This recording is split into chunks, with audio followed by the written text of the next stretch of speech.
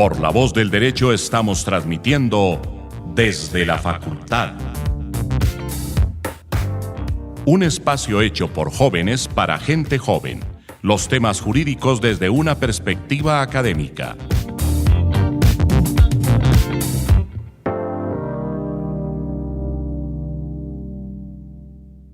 Buenos días, buenas tardes, buenas noches a todos y todas desde donde nos escuchen.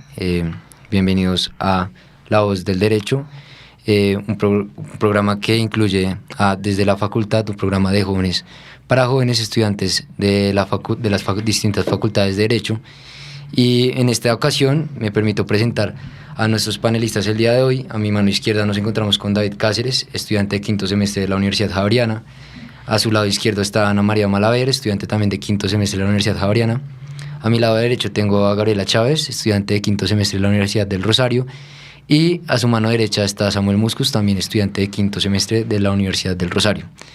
Y bueno, el día de hoy venimos a tratar un tema pues bastante interesante para nosotros los jóvenes, que va en lo relativo al uso de tecnologías en la aplicación del derecho, teniendo en cuenta todos los avances tecnológicos que han permitido como crear herramientas diferentes para aplicarlas dentro de la práctica del derecho en las diferentes etapas procesales o incluso dentro de las mismas prácticas en las firmas de abogados.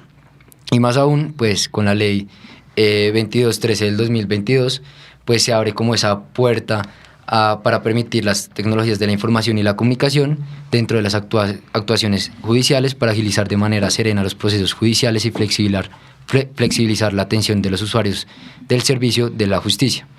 Entonces, a razón de esta ley, pues nos surgen a raíz de diferentes noticias como la incógnita sobre hasta qué punto debemos flexibilizar este uso de las herramientas de la información para no perder como la eficacia y la eficiencia de los procesos judiciales, ¿no? Entonces, pues quisiera abrir primero el espacio como para abrir un poco sobre las opiniones abiertas que tenemos sobre, en principio, si estamos de acuerdo o no con respecto al uso de estas nuevas métodos de información y tecnología para la aplicación del derecho mismo. Bueno, gracias, Santi. Yo creo que lo primero que es importante sentar es el hecho de que la flexibilización en sí implica abrir el mundo del derecho a este mundo de las nuevas tecnologías. Y en principio yo estoy plenamente de acuerdo con esto, porque en las dinámicas del siglo XXI, sobre todo de los últimos 10 años, el avance en estas tecnologías ha sido exponencial, diría yo. E incluso la propia ley en su artículo primero, en el último inciso, dice que la administración de justicia se va a abrir, o sea, el acceso al aparato judicial se va a abrir respetando el principio de igualdad, que es lo que podría, digamos, darnos un poco de debate en un país como Colombia, donde no todos tenemos acceso, primero fácil y segundo total, a las tecnologías de la información.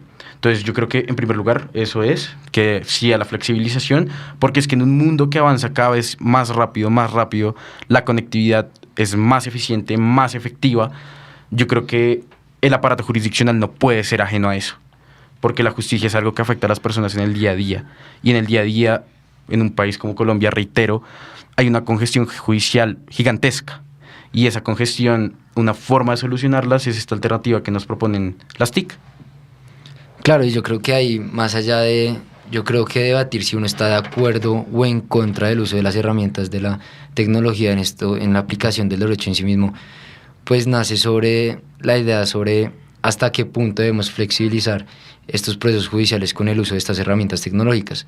Lo digo porque en una clase de hecho de procesal civil nosotros estuvimos conversando con la doctora Barraquer sobre hasta qué punto se vuelve útil estas herramientas, y en efecto a partir de la pandemia, cuando salió el famoso decreto 806 que permitió como que se llevaran algunas etapas procesales por medio de la virtualidad y las conferencias o las videollamadas, pues permitió que algunos procesos, de hecho, procesos que duraban hasta 3 años, ahora duran hasta 1 año. Sí, por ejemplo, demandas que tenían que inscribirse o presentarse en la oficina de reparto, ahora ya no se tengan que presentar en físico con los anexos en físicos, sino que ahora hay toda una plataforma digital dentro de la rama de justicia que permite inscribir las las demandas, y esta misma página o este mismo sistema se encarga como de repartirlas a los diferentes despachos, permitiendo como que se dinamice un poco más ese proceso judicial y que en efecto permita que la justicia o la administración de la justicia sea un poco más eficaz, ¿no? Y también hay uno de los principios procesales que yo creo que nosotros cuatro acá hemos visto, que es el tema de la serenidad del proceso, ¿no? Y yo creo que las herramientas, más allá de decir que si son buenas o malas, yo creo que sí permiten en cierta medida como flexibilizar como la agilidad de los procesos que se llevan. Pero también hay otra realidad que hay que enfrentar, y es que Colombia es un país demasiado diverso. Y yo creo que pues también nosotros nos hemos dado cuenta que no todas las sociales, no en todas las ciudades tenemos como ese mismo acceso que nosotros, por ejemplo, en Bogotá tenemos y que personas en el Amazonas no tienen. Entonces, obviamente es una flexibilización porque la misma ley 2213 trae consigo que no es imperativa el hecho de que se usen sí o sí estas herramientas tecnológicas, sino que pues se flexibilice y se abra la puerta al uso de tecnologías. No sé si alguien más quiera agregar algo. Sí, pues en primer lugar tengo que aclarar que esto no es algo nuevo. Evidentemente, como lo decía David, tenemos que adaptarnos a estos cambios que se vienen dando constantemente. Y pongo un ejemplo, que es la inteligencia artificial de Pretor IA, que ya viene siendo, si no estoy mal, usada desde el 2019, más o menos como en algunas prácticas de la Corte Constitucional, donde esto permite agilizar procesos de, por ejemplo, clasificar las sentencias, en algún momento dar resúmenes de esta, y creo que esto es un claro ejemplo de cómo es que se tienen que usar estas tecnologías para poder dar un soporte al abogado, y al abogado que viene siendo el rol que día a día se va, digamos, evolucionando, pero teniendo en claro que, como tú lo decías, se deben tener en cuenta principios como la igualdad. Evidentemente, en países como Colombia no tenemos las mismas capacidades para adquirir, por ejemplo, a lo que vienen siendo audiencias en el metaverso acá en Bogotá, que en una región, digamos, donde no se tendrían estas tecnologías. Y por otro lado, tener muy claro que las tecnologías nunca van a tener 3 elementos que va a tener un abogado, que considero son los más importantes, que vienen siendo la empatía, la intuición y la capacidad de tomar decisiones éticas. Sí, claro, yo creo que ahí abordas un punto fundamental, yo creo que en la discusión, y es hasta qué punto yo creo que las tecnologías pueden como erradicar o opacar un poco como ese componente humano que tiene la profesión misma de la abogacía.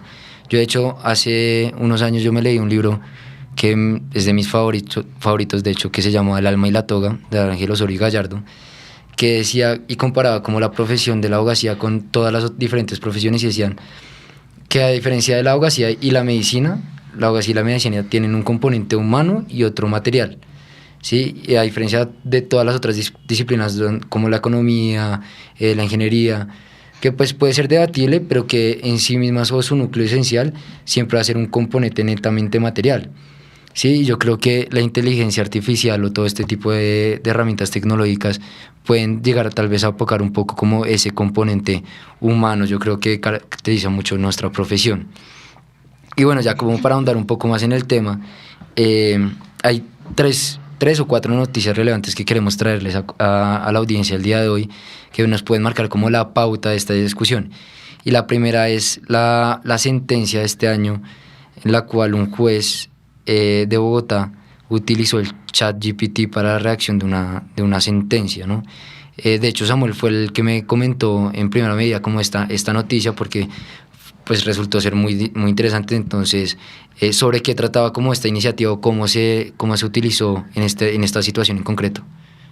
Bueno, en primera medida lo que explica el juez, ya que, digamos, ya atendió a los medios, él explica que no basa sus argumentos, o basa su decisión, mejor dicho, en las preguntas que le hizo a la inteligencia artificial, sino que la usa para extender su fundamento. Entonces él desarrolla una sentencia de forma común y corriente, mientras que al final de, digamos, el fundamento de la decisión, él añade unas ciertas preguntas que le hizo a la inteligencia artificial. Entonces le pregunta, por ejemplo, muy puntualmente sobre el problema jurídico planteado. Entonces, si en casos, si no estoy mal, de un niño que tiene una discapacidad mental, se debería, digamos, conceder la acción de tutela de manera favorable para la atención en una EPS. Entonces desarrolla más o menos unas 4 o 5 preguntas y él explica que precisamente esta es una forma de acoplarse y de, digamos, propulsar estas nuevas tecnologías que poco a poco se van a tener que ver en una realidad judicial. Ok. Bueno, de hecho, como para claridad de la audiencia, yo estuve investigando un poco porque cuando a mí me preguntaban cómo que es el ChatGPT, yo no tenía para nada idea sobre cómo funcionaba o para qué se utilizaba. Y de hecho es una herramienta en la cual, pues, de hecho empezó a desarrollarse o pues salió como a la práctica desde el anterior año. Y es como una herramienta tecnológica en el cual, pues es como una plataforma digital en el cual tú le puedes hacer como diferentes preguntas y esta inteligencia artificial lo que hace es construir como cadenas de texto lógicos. Una vez que se resuelva como el problema dentro de una base de datos gigantesca, y que a medida que se utiliza esta plataforma, la plataforma misma va aprendiendo, ¿no? Entonces a medida que va aprendiendo, como que uno le va preguntando y te va sacando todo tipo de respuestas, y no solo en derecho, como en esta ocasión sucede con el juez, sino para muchas otras cosas en la vida cotidiana que se utiliza, como hasta, yo estaba leyendo en una página y de hecho decía que te podía dar recomendaciones sobre o consejos de la vida personal, que cabe aclarar, hacían la aclaración de que no era como la función misma de la plataforma, que también es algo como supremamente peligroso, ¿no? Pero en el ChatGPT se le hacían diferentes preguntas sobre, por ejemplo, cuáles son los precedentes judiciales que se pueden aplicar al caso en concreto, o en efecto se le está violentando un derecho fundamental al niño con respecto a su situación de discapacidad mental, por el tema de que él tenía que pagar diferentes medios de transporte para asistir a las terapias, o un montón de otros gastos que tenían que ocurrir, y que sí, así se le violaban ciertos derechos fundamentales. Y la inteligencia artificial o el mismo ChatGPT contestaba de manera como, yo estaba leyendo las respuestas y eran increíbles también las respuestas, pero sí en la sentencia no las utilizaba como copy-paste, sino que él sí desarrollaba un poquito más las respuestas para redactar la sentencia, que de hecho falló a favor de la familia del menor, ¿no? No sé si hay algún otro comentario como alrededor de este tema. Bueno, yo creo que todos los extremos son malos, obviamente, y sin duda alguna este no es un tema ajeno a eso, y más bien siento que es algo de saberlo usar, ¿no? De usar la inteligencia artificial con cierto cuidado, con ciertas medidas. No estoy tan de acuerdo, sinceramente, en dejárselo todo directamente a la inteligencia artificial en cuanto a la resolución de casos. Sin embargo, siento que es una herramienta muy poderosa y se puede aprovechar muy bien, pues si se utiliza de la manera correcta. Sin duda alguna, pues ya había un avance, y como le decía Samuel, del 2019, distintas plataformas se usaron en la Corte Constitucional, bueno, y demás, pero sin duda alguna la pandemia nos obligó a usar estas herramientas. O sea, ya había un avance y la pandemia potencializó de una manera increíble el uso de estas tecnologías. Fue más bien como una obligación. La humanidad se tuvo que adaptar a la inteligencia artificial, a la virtualidad, y tal vez me atrevería a decir que sin la pandemia no estaríamos en el punto tan avanzado en el que estamos ahorita. Como anécdota, como experiencia, nosotros pues trabajo en una firma y la usamos para que el ChatGPT generara una cláusula de confidencialidad. Fue algo muy provechoso, entonces es algo muy, muy sencillo, ¿no? De pronto, antes de uno conocer cierta aplicación, uno se imagina que es algo mucho más complejo, y en realidad no es así. Como que tú le preguntas, entonces tú le dices, literal, necesito una cláusula de confidencialidad. Lo que hace esta plataforma es reunir toda una base de datos gigantes, reunir todas las cláusulas de confidencialidad que estén en la plataforma en ese momento, y te arroja tu cláusula de confidencialidad. Nosotros pues no usamos toda la cláusula de confidencialidad completa, bueno, fue mi jefe el que hizo esto, sino unas palabras que nos parecieron muy interesantes que pues esta plataforma como que sostuvo en su análisis, y nosotros logramos sacar algunas palabras de ahí. A eso es lo que me refiero cuando no todos los extremos son buenos. Nunca los extremos son buenos, de hecho. No podemos dejarle a un robot que haga una cláusula de confidencialidad por completo cuando no es capaz de prever cosas que de pronto el humano sí, por experiencias, por precedentes, por el hecho de que tenemos que adaptarnos a cada caso. A eso voy cuando los extremos no son buenos y no deberíamos usarlos. Simplemente se debe usar como una herramienta y no dejárselo todo pues a un robot. Y yo quiero agregar algo a lo que Gabriela decía, y es que una realidad que existe actualmente es que el sistema judicial en sí está colapsado. Y yo creo que la inteligencia artificial de verdad ha sido una herramienta que ha ayudado muchísimo a que pues está enfocada precisamente en que el sistema deje de estar tan congestionado. Sin embargo, no puede ser visto como una solución completa. O sea, si bien es cierto que, por ejemplo, la Corte Constitucional últimamente ha buscado hacer el entendimiento de las sentencias mucho más sencillo para uno como estudiante o incluso para los miembros como pertenecientes a cada caso, siento que el ChatGPT en estos casos es una solución ideal. Pero pues obviamente como todo tiene que tener un límite. De hecho, hoy le comentaba a Santiago y a David que para una clase que tenía hoy no encontramos una lectura. Le preguntamos al ChatGPT respecto a la lectura y literalmente nos sacó un resumen completo de la lectura.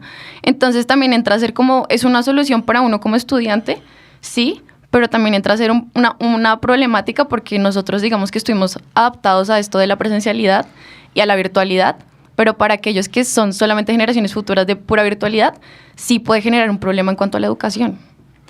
De hecho, eso que dice Ana me parece sumamente interesante, y es que también yo creo que las facultades de Derecho deben adaptarse al uso de estas nuevas tecnologías, tener cátedras que permitan que los estudiantes tengan un acercamiento a cómo usarlas responsablemente. Y tocando un poco un tema que me pareció supremamente interesante, que fue el que dijo Samuel, sobre dos elementos que son la empatía y la intuición. Yo creo que la palabra flexibilizar está inmersa en eso. ¿A qué me refiero? A que el uso de las nuevas tecnologías no es relegar el papel del ser humano, sino más bien adaptar las tecnologías a nosotros, no nosotros a las tecnologías. En ese sentido, yo creo que esos dos elementos son irrenunciables en el derecho: la empatía y la intuición, sin duda alguna. Claro, yo creo que yo quiero ponerles sobre la mesa una pregunta. Yo creo que fundamental, y de hecho se la hicieron al juez que utilizó el ChatGPT dentro de la redacción de la sentencia, y es que nosotros hemos visto que en pleno siglo XXI el avance de las tecnologías ha sido, mejor dicho, gigantesco. ¿Sí? Nosotros hemos visto cómo estas tecnologías han reemplazado muchos trabajos y cómo ha hecho que mucha gente pierda como el empleo dentro de estas dinámicas de la oferta laboral. Entonces yo les quiero preguntar si ustedes creen si algún día estas tecnologías o en sí misma la inteligencia artificial puede reemplazar la función siquiera de un juez o de un abogado, por ejemplo, que conversa con el cliente para un futuro litigio. O sea, ¿ustedes creen que en realidad la inteligencia puede llegar a reemplazar ese rol del juez o ese rol del abogado? A mí se me olvidó agregar algo ahorita que estaba hablando sobre el uso del chat que hicimos en la firma, y fue que cuando mi jefe nos contó pues que había usado el chat, yo decía como, esto lo hubiera podido hacer yo. O sea, son cosas que yo hago de un día para otro. O sea, como mi jefe nos dice, bueno, necesito una cláusula de confidencialidad para este contrato, revísela, bueno. Pero no, mi jefe decidió usar el ChatGPT para que le sacara la cláusula de confidencialidad.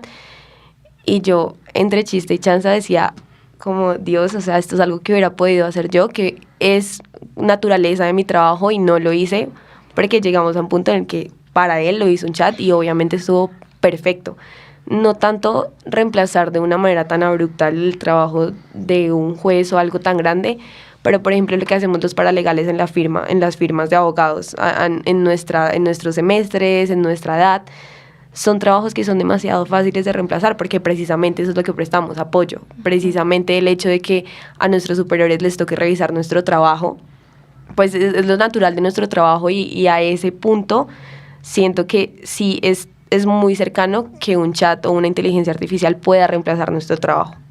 No, y de hecho, el anterior programa, cuando estábamos hablando sobre este tema de qué manera nosotros, los estudiantes de Derecho, pensamos acerca de la firma, el trabajo en las firmas de abogados, el doctor Alberto Páez nos decía, el día de mañana nuestro problema no va a ser competir contra otro estudiante nuestro de la Facultad de Derecho de la Javeriana o del Rosario. Nuestro problema del mañana va a ser competir contra uno de estos medios tecnológicos que posiblemente pueden reemplazar a priori uno de los trabajos que uno empieza a realizar cuando uno entra a una firma. Entonces es el mismo ChatGPT. Sí, y digamos que también muy de la mano con lo que Gabriela decía es que si bien es cierto que lo que también mencionaba Samuel y David, ese como elemento humano que nosotros tenemos como abogados y que también tiene que tener el juez porque precisamente para eso existe el derecho, si bien es cierto que esos son elementos que existen y que nos digamos que nos hacen diferentes a un chat GPT o a una inteligencia artificial, sí es cierto que a futuro, también como decía Gabriela, es algo yo creo que inevitable el hecho de que funciones tan simples o digamos que tan sencillas que pueden ser reemplazadas fácilmente por una inteligencia artificial, sí es algo que va a pasar, o incluso cuando vemos en los juzgados requisitos previos de demandas o cosas así, como que no van a tener que ser revisados, sino que incluso la inteligencia artificial lo va a poder hacer de forma autónoma.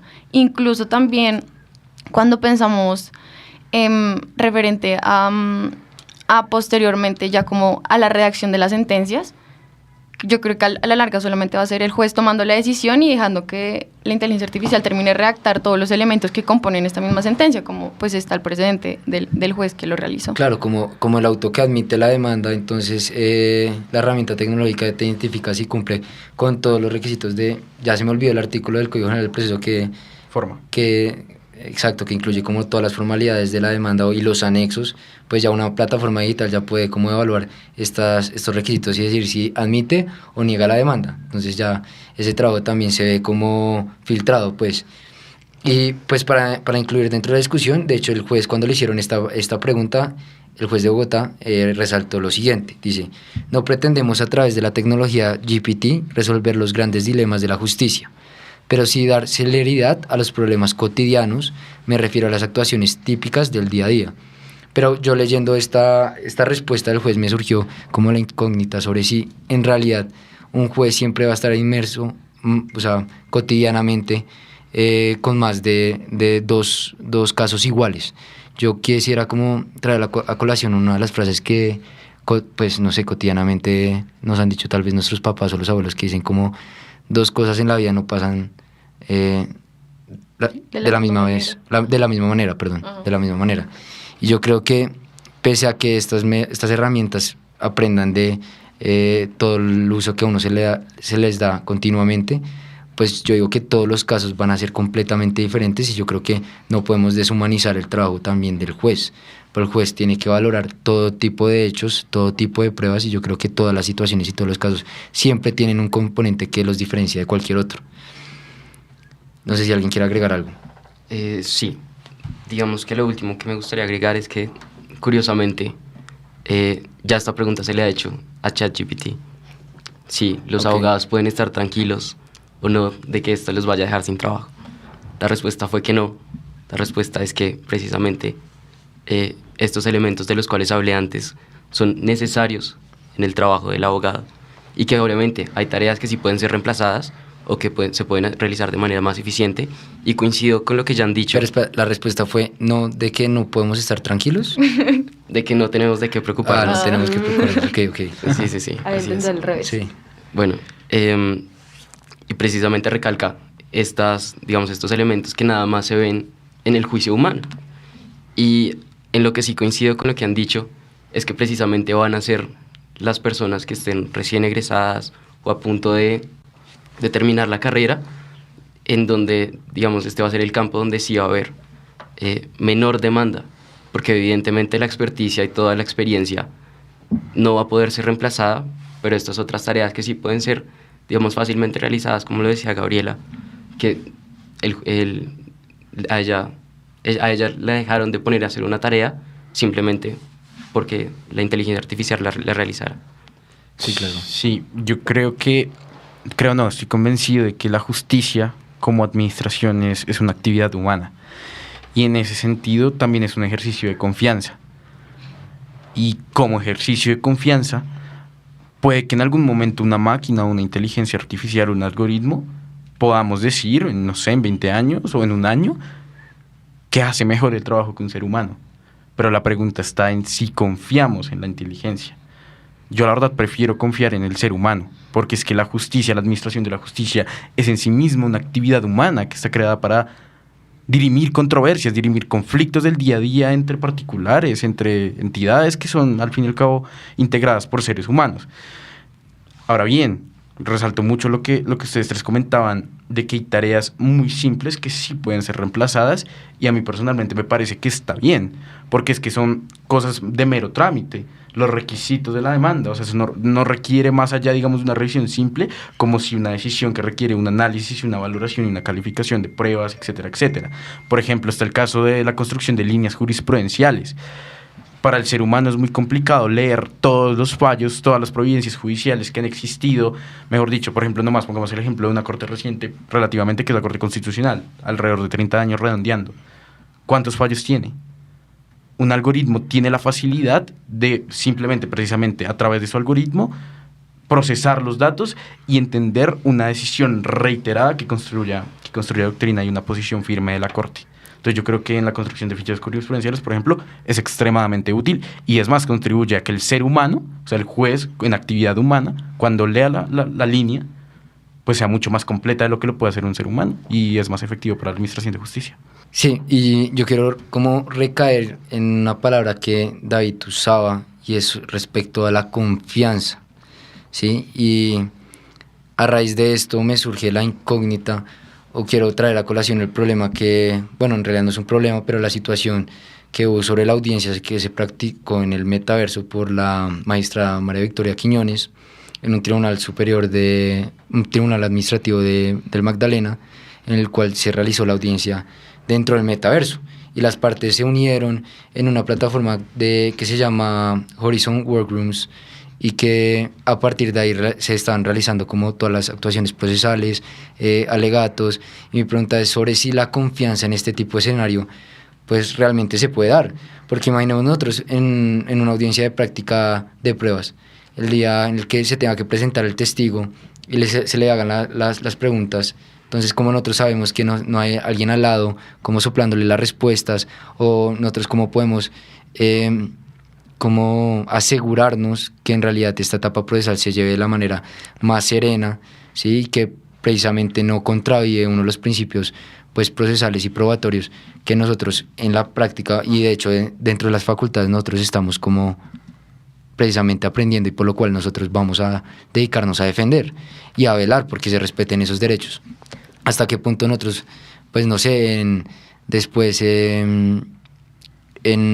pues además de los testimonios, verificar que el juez siempre esté 100% conectado en la audiencia y que no se viole, por ejemplo, el principio de la inmediación de las pruebas? Entonces, que nosotros estemos seguros, por ejemplo, en una audiencia penal, que el juez está precisamente poniendo la atención a uno de los abogados dentro de sus alegatos, y que esté prestando atención en un interrogatorio de parte, por ejemplo. Entonces, ahí, pues, ¿cuál es el problema con la confianza dentro de esas plataformas digitales? Esto, lo que tú dices, ya era como un problema que nos había planteado la virtualidad cuando estuvimos en pandemia, lo de soplarle a los testigos, lo de la atención del juez, pero algo que de pronto ya no nos planteó la virtualidad, sino la inteligencia artificial y esto del metaverso, es la capacidad de percibir emociones, que no la tiene un avatar, no está esa capacidad de percibir emociones cuando las audiencias se hacen por medio de un metaverso. O sea, es total, y esto hoy lo hablaba con alguien, y es que no se puede, pues tal vez pretender que un juicio se perciba de la misma manera que, no sé, que dos padres estén disputando la custodia de su hijo.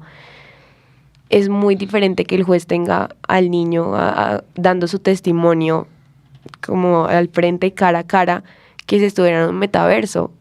Situaciones así delicadas, si se está disputando la inocencia de alguien, situaciones así delicadas, siento que aún más preocupante de lo que tú decías de los testigos y la atención del juez, aún más preocupante es que se están dejando de un lado esa humanización del derecho y esa capacidad de percibir emociones que tienen los jueces, que tienen los mismos abogados, que los testigos emiten por medio de su lenguaje corporal, por ejemplo. Esto es muy, pues siento que es algo muy importante, es algo que se analiza mucho en las audiencias, sobre todo si se está disputando pues casos tan importantes, y es que el lenguaje corporal es muy importante, y eso no se transmite cuando las audiencias se hacen pues por medio del metaverso.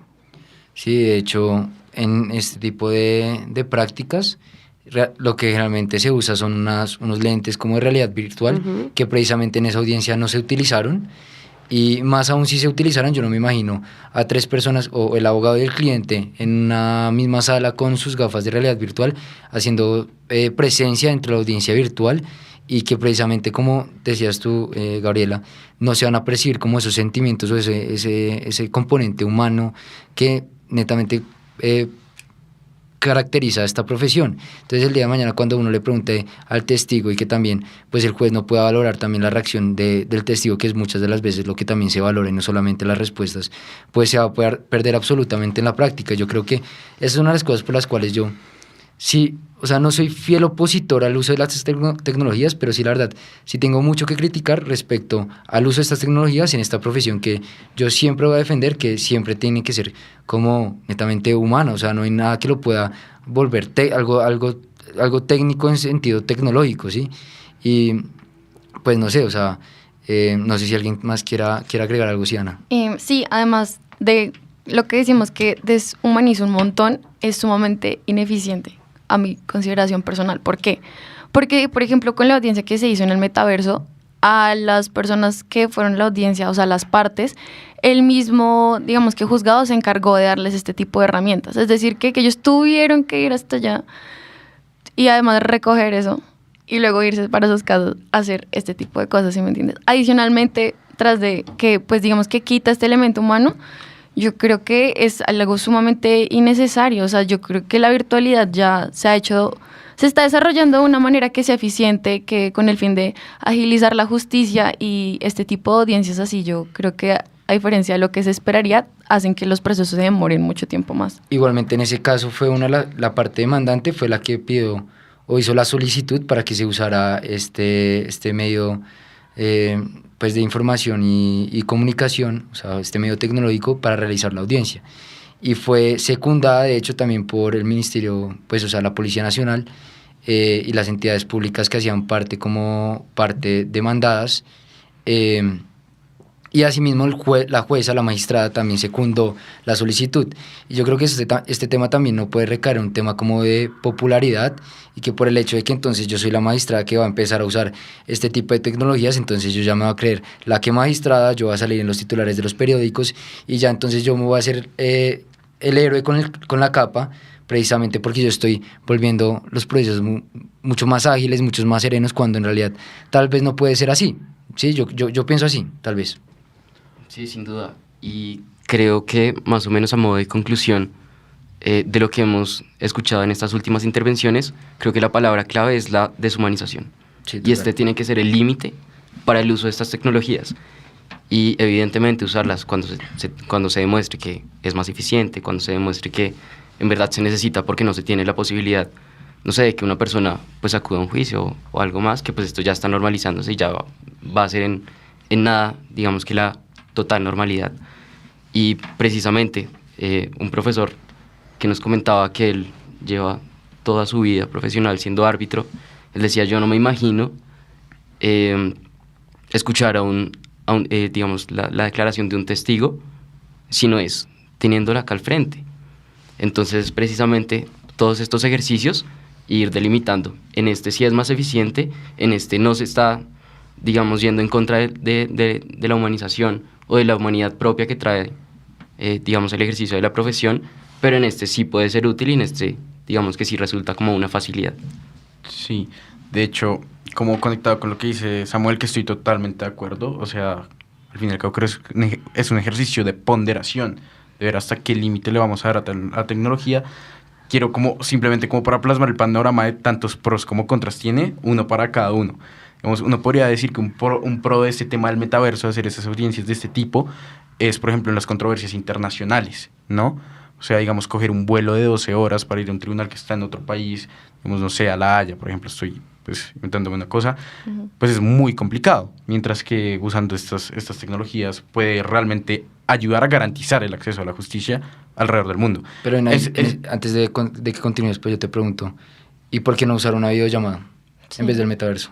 Porque yo creo que es que la videollamada, al fin y al cabo, tiene los inconvenientes de no tener las gafas. ¿Sí me va a entender? O sea, lo que dan las gafas y tenerlas estas es que puede gestualizar en cierta parte, y eso es lo que apuntan las gafas de realidad virtual. Okay. A que los avatares puedan, básicamente, es a lo que apuntan, ¿no? O sea, todavía no está así. Pero llegar a ser básicamente la personificación misma de la persona. Y ahí, digamos, lo de los gestos ya sería más debatible. Claro. Y el otro punto, que ya es un contra que yo veo, y era lo que tú tocabas, por ejemplo, en temas pues sensibles, que son complicados, como dos padres que se están peleando la justicia de sus hijos, un caso de homicidio, por ejemplo. Yo creo que a veces puede llegar hasta incluso ridiculizar un poco la situación. También. Por ejemplo, yo veía la grabación y a mí personalmente me dio mucha risa. Me parecía una cosa muy, muy chistosa. Entonces, digamos, cuando son estos temas tan complicados, pues hay que tener tacto y sensibilidad, que es un factor humano también. No, y es que le quita toda la seriedad al tema. O sea, yo creo que las opiniones que se hicieron respecto al metaverso en redes sociales, por decirlo así, no creo que haber escuchado ninguna buena como de, wow, este proceso se realizó de esta manera y fue súper eficaz, sino que al contrario, yo creo que la burla, los memes, la cantidad de chistes que salieron de esto fue pues que realmente se estaba quitando un poco la seriedad de lo que son los procesos judiciales en Colombia. Yo estoy de acuerdo totalmente con Vale y con Ana, lo que decía ahorita, y es que de pronto la inteligencia artificial y todo este tema resulta trayendo muchísimos más problemas que soluciones. ¿Qué pasa si por alguna extraña razón se codifica mal este ChatGPT o se codifica mal alguna plataforma que esté usando la Corte Constitucional para dirimir alguna controversia? Un número, un punto, porque eso se trata, de codificar las cosas mal. Esto va a resultar trayendo muchísimos más problemas, porque es que entonces ¿a dónde va a apelar el abogado si la máquina, si la plataforma se equivocó? Son cosas que terminan trayendo muchísimos más problemas que soluciones, a mi parecer, sobre todo si llega a haber algún tipo de equivocación. Si hay algún tipo de equivocación de un humano, de un juez, pues nada, vas y apelas donde su superior, vas y le pides un segundo concepto al mismo. Pero si un chat se equivoca y da algo totalmente pues ineficaz, algo totalmente ilógico, ¿a dónde vas y apelas? ¿Bajo qué fundamento? Bajo el fundamento de que el programador se le olvidó poner tal precedente cuando configuró la máquina. Acá ya el contrato no es ley para las partes, sino el código es la ley para las partes. Ya resulta siendo algo muchísimo más tecnológico, un tema de imputabilidad gigante. Digamos, si una máquina de estas llegara a dejar absuelta a una persona que está claramente culpable de homicidio, ¿qué pasa? O sea, entonces reconstruir totalmente ese proceso resulta siendo muchísimo más difícil que lo que se solucionó supuestamente ahí. Para mí eso es lo que está totalmente mal, ese tema de imputabilidad, que lo veo algo como muy grave en este tema, y pues lo que tú decías de la solución de conflictos, que resulta siendo algo con mucho más trabajo para las personas y no una solución. Claro, y de hecho, con relación a la intervención de Gabriela, pues al fin y al cabo, pues a mí me surge la idea sobre que al fin y al cabo nosotros estamos hablando sobre noticias también que se han convertido como importantes o han llegado a sobresalir para la opinión pública. Pero más allá de eso, yo leyendo la ley 2213 del 2022, en su artículo 1, en uno de sus parágrafos, dice que el Consejo Superior de la Judicatura, con colaboración del Ministerio de Justicia y de las diferentes cargos dentro del derecho, como magistrados, jueces, abogados, pues iban a ayudar armónicamente para la redacción de unos informes que pudieran demostrar que aspectos positivos, negativos han traído como este uso de tecnologías de la información y la comunicación. Pero yo buscando, de hecho, yo solamente encontré un informe del 2020 y más allá de eso, pues al 2023 yo no alcancé a encontrar un informe que nos pudiera dar como la certeza sobre de qué manera podemos como ponderar los aspectos positivos y los negativos del uso de estas herramientas tecnológicas. Y para cerrar un poco como mi intervención, cabe aclarar que toca hablar también la manera como las personas que están dispuestas a usar estos medios tecnológicos, como los jueces mismos, también tienen que estar capacitados 100% frente al uso de estas tecnologías, que yo creo que tampoco se ha brindado como esa asesoría por parte del Consejo Superior de la Judicatura. No vean el caso de la jueza Vivian Polania, que se encontró en la audiencia con la cámara prendida, fumando y casi que desnuda. O sí. Por ejemplo, este caso del penal del juez que nunca prendió la cámara durante la audiencia, que al final de todo el proceso se le dio nulidad a todas las etapas procesales y hasta la decisión, precisamente porque no se podía verificar o corroborar que el juez estuviese pendiente al 100% durante todas las audiencias, y lo que llevó a que se anulara todo el proceso. Entonces, ¿hasta qué punto nosotros podemos evaluar el uso de estas tecnologías con lo que sabemos, con las noticias que pues estemos presentes porque salieron a la luz pública, y cuáles otros casos que en realidad nosotros no sabemos? Total. Precisamente, por ejemplo, casos penales que a veces están prohibidos que salgan a la luz, o que sean públicas o que sean televisadas.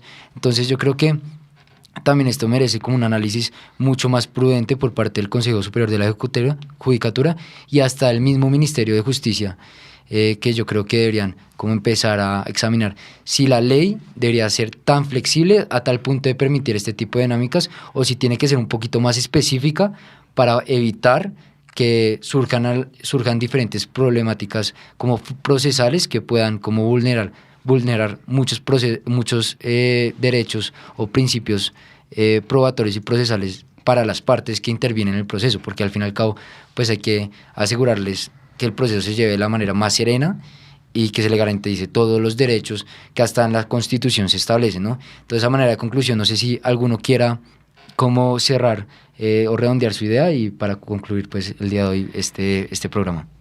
Pues yo creo que sí, o sea, todo lo que Santi menciona es cierto, y pues lo que hemos mencionado acá es, pues hemos llegado creo que a un consenso de que si bien la inteligencia artificial brinda solución, a lo mejor Colombia o el sistema de justicia no está completamente preparado para esto. Yo creo que existen muchos vacíos, muchas lagunas que se deparan con el ChatGPT, como derechos de autor, ¿sí? Es una recopilación de información gigante, nadie sabe a quién pertenece la información, a la larga se generan muchos problemas adicionales que a lo mejor con un sistema de justicia normal, por decirlo así, no se derivaría de esto, ¿saben? Pero a lo mejor pues es cuestión de seguir adaptando el sistema. Realmente yo creo que es una realidad que no podemos evitar, y es que si el resto de las carreras evolucionan y avanzan a medida con la tecnología, tampoco podemos pretender que el derecho se quede estancado. Total, yo creo que eso último que dijo Ana es la clave de esta discusión, ¿no? Y poniendo los límites de los que hablaba Samuel y Gabriela, como el derecho y la justicia es una actividad que se administra humanamente, pero tener un apoyo y una flexibilización, que al fin y al cabo fue, yo creo que la palabra centro de este programa, es la clave. Ahora la pregunta es, ¿hasta qué punto lo vamos a flexibilizar? Porque la línea entre flexibilizarlo mucho y que reemplace la actividad de los abogados es muy, muy, muy delgada. Sí, claro. Yo tampoco me imagino, por ejemplo, un abogado que ya deje de asesorar a su cliente y que tenga las reuniones con el cliente sobre cómo se sintió al respecto con la situación de determinado problema jurídico, y que en vez se recurra a WhatsApp, a un chat GPT diciéndole este fue mi problema, pasó esto, es un caso de violencia intrafamiliar, y que lo que le conteste sea un chat ya programado sobre qué es lo que tiene que hacer. O sea, la verdad ahí es un punto, la verdad una línea muy delgada sobre en realidad las ventajas y las desventajas que pueden en realidad traer este uso de las tecnologías, yo creo. Pero bueno, yo creo que es bueno también dejar un poco el debate abierto a también conclusiones, porque pues hay muchas opiniones divididas con respecto a este tema, ¿no? Pero bueno, siendo así, yo creo que con esta última intervención damos concluido este episodio. Nuevamente agradecerles a todos ustedes por la participación dentro del misma, para todos los invitados que ojalá los podamos volver a ver en un episodio más de La Voz del Derecho desde la facultad, un programa de jóvenes para jóvenes. Recalcar que es una iniciativa del doctor José Gregorio Hernández, expresidente de la Corte Constitucional, y recordar que a todos nuestros oyentes que nos sigan en todas nuestras redes sociales, en Spotify, YouTube y en Instagram como Desde la Facultad. Muchísimas gracias.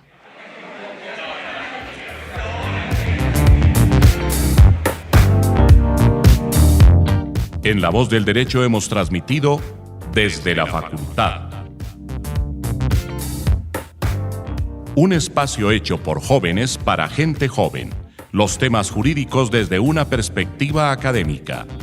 Desde la Facultad.